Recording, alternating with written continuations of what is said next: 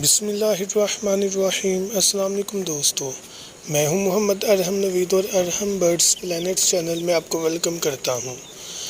تو ویئرس، آج کی ویڈیو میں ہم آپ کو دکھا رہے ہیں کہ کس طرح ہم اپنے جو چوزے نکلے ہوئے تھے، جو ہم نے انکیوبیٹر مشین سے نکالے تھے، کس طرح انہیں بروڈر میں شفٹ کرنا ہے، کیا ہم نے اس میں جو ہے وہ ٹمپریچر مینٹین کرنا ہے، کس طرح ہم نے ان کی فلیشنگ کروانی ہے، کس طرح فیڈ دینی ہے۔ تو مکمل ویڈیو آپ کو دکھاتے ہیں۔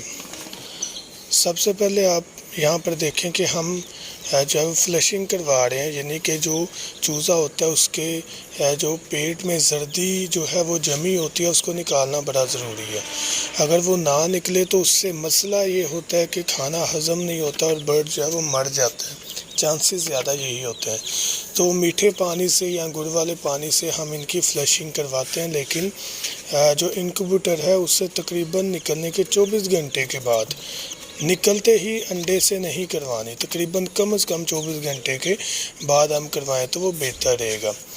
اب جب بھی ہم فلیشنگ کروا لیتے ہیں، اس کے بعد پانی ہٹا کر تقریباً 2 گھنٹے بعد ہم ان کو دانہ وغیرہ جو ان کی فیڈ ہے، 4 نمبر فیڈ میں لایا ہوں، وہ ہم نے دینی ہے۔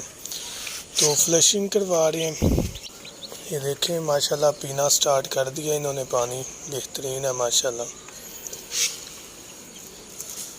یہ نہیں جی، یہ ان کی فیڈ ہے جو 4 نمبر ہے، وہ ہم رکھتے ہیں، تو انشاءاللہ اسے بھی آہستہ آہستہ کھانا سٹارٹ کر دیں گے۔ جو ان کی پہلی فیڈ ہے وہ بہترین صاف ہونی چاہیے، معیاری ہونی چاہیے، گندی نہیں ہونی چاہیے۔ تو یہ کیونکہ ان کی فرسٹ فیڈ ہوتی ہے جو کہ ان کے پیٹ میں جانی ہوتی ہے، تو اگر وہ ہی خراب ہو، فنگس والی ہو، پرانی ہو، تو جو ہمارا چوزا ہے، برڈ ہے، وہ بیمار ہو سکتا ہے۔ تو یہ ان کی پہلی فیڈ ہے، یہ معیاری اچھی ہونا ضروری ہے۔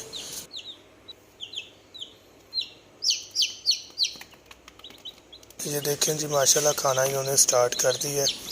تو انشاءاللہ اب ہم انکیوبیٹر بھی سیل کرنا سٹارٹ کر رہے ہیں، بلکہ کر دی ہیں، اگر کسی کو چاہیے ہو تو وہ کانٹیکٹ کر سکتا ہے۔ 30 انڈوں والی مشین بھی ہم دیں گے، 50 والی، 100 والی، 200 والی، 250 والی، 300 والی، جتنی آپ کی ڈیمانڈ اس کے مطابق آپ کو آٹو جو مشین ہے وہ تیار کر کے دیں گے، جو خود آن ہوگی، خود آف ہوگی، ٹمپریچر خود کنٹرول کرے گی۔ تو میں امید کرتا ہوں یہ ویڈیو میں ضرور ہم نے سیکھا ہوگا کہ ہم اپنے چوزوں کو کس طرح سے ہینڈل کرتے ہیں، اور تقریباً ہم نے انہیں یہاں پر 15 سے 20 دن رکھنا ہے، 34 کے راؤنڈ اباؤٹ ٹمپریچر میں، 32 to 34 اور 5 ہم نے جو ہے وہ اس سینٹی گریڈ میں ان کو رکھنا ہے، کیونکہ جب چوزا پیدا ہوتا ہے تو اس کی جو ماں ہوتی ہے وہ بھی کچھ ٹائم ان کو، بلکہ کچھ دن جو ہے پڑوں میں ہی رکھتی ہے، تو ہیٹ بہت ضروری ہے۔ 15-20 دن کے بعد ہم ان کو آہستہ آہستہ ان کا ایریا بھی بڑھاتے جائیں گے، ان کا ٹمپریچر بھی کم کرتے جائیں گے، تاکہ باہر کے انوائرمنٹ کے مطابق ہو سکے۔ تو میں امید کرتا ہوں کہ ویڈیو آپ کو ضرور بینیفٹ دے گی۔ تھینک یو سو مچ، دعاؤں میں یاد رکھیے گا۔ اللہ حافظ۔